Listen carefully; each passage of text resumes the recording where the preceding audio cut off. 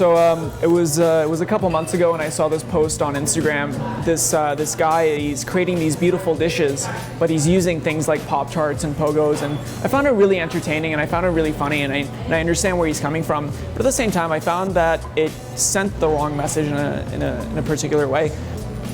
There was a reason why chefs spend so much time creating their dishes in a certain fashion or style, or plating food in a certain way. First thing first, let me start off by saying that food makes people happy. And an easy way to do that is to, stylize a dish in a certain way that'll remind a person of something that brings them that cheer.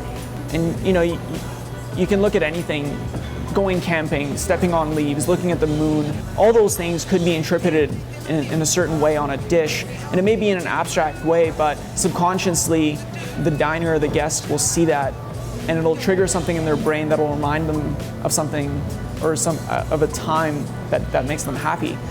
And another reason why a chef would plate a dish a certain way is because they want the guest to eat it in a certain way.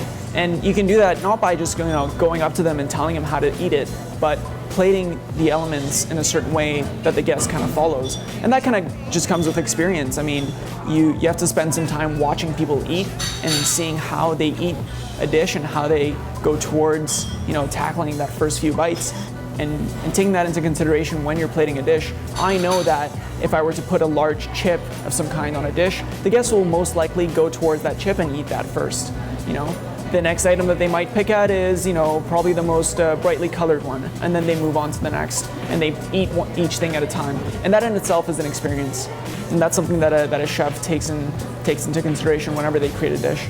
And people call it art, people can call it whatever, but in the end of the day, it is still food, and it is still meant to be eaten and not put up on a wall. It's funny, I personally don't like dessert. Like, I'll never go out to a restaurant and order dessert unless I'm interested in seeing what they've done. The main reason why I got into pastries is simply because it's a nice balance of art and science. I got into cooking because I loved food, and it's something that I was raised on to believe it's the most important thing. I learned a lot from my grandparents and my mom. She's an amazing chef. But I went towards pastry simply because it is science and art.